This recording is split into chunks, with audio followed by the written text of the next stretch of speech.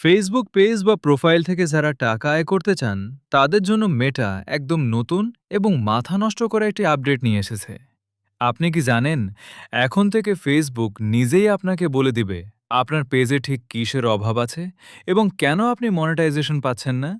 হ্যাঁ, স্ক্রিনে যে আপডেটটি দেখতে পাচ্ছেন এটার নাম কন্টেন্ট মনিটাইজেশন ওয়েট লিস্ট।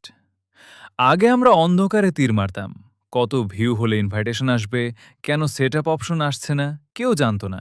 কিন্তু এখন ফেসবুক কম্পিটিশন একদম পানির মতো সহজ করে দিয়েছে।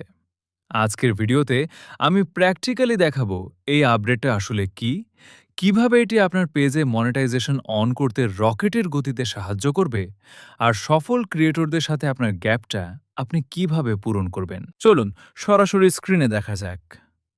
যখনই আপনি আপনার প্রফেশনাল ড্যাশবোর্ডের মনিটাইজেশন সেকশনে যাবেন, তখন এই নতুন ফিচারটি দেখতে পাবেন।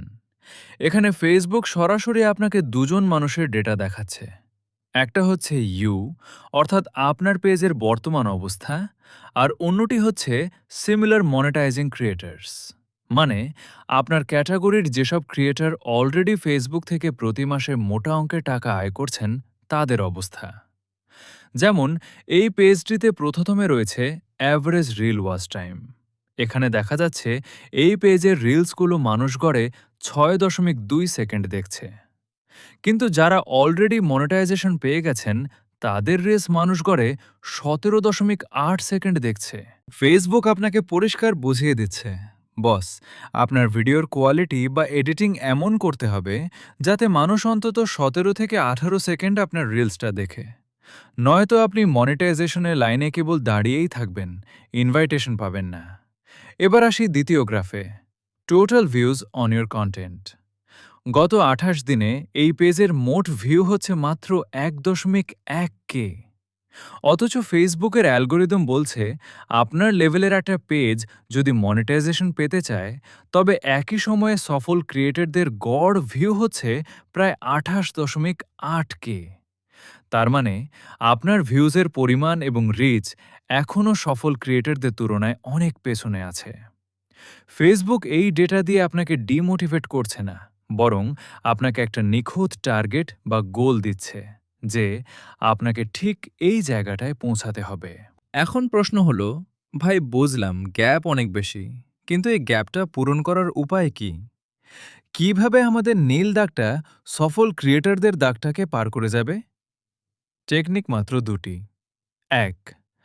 রিলসের প্রথম ৩ সেকেন্ডের খেলা, দ্য 3 সেকেন্ড হুক। আপনার ওয়াচ টাইম ৬ সেকেন্ড থেকে ১৭ সেকেন্ডে নিতে হলে ভিডিওর শুরুতেই এমন কিছু বলতে বা দেখাতে হবে যাতে দর্শক স্ক্রোল করা ভুলে যায়। কোনো ভূমিকা ছাড়া সরাসরি মূল টপিকে চলে যান। টেক্সট অ্যানিমেশন এবং ফাস্ট কাট এডিটিং ব্যবহার করুন। ২. কনসিস্টেন্সি ও ট্রেন্ড ফলো করা। ১.১ কে ভিউকে ২৮ কে ভিউতে রূপান্তর করতে হলে আপনাকে রেগুলার কন্টেন্ট দিতে হবে। সপ্তাহে অন্তত ৪ থেকে ৫টি রিলস এবং একটি লং ভিডিও আপলোড করুন।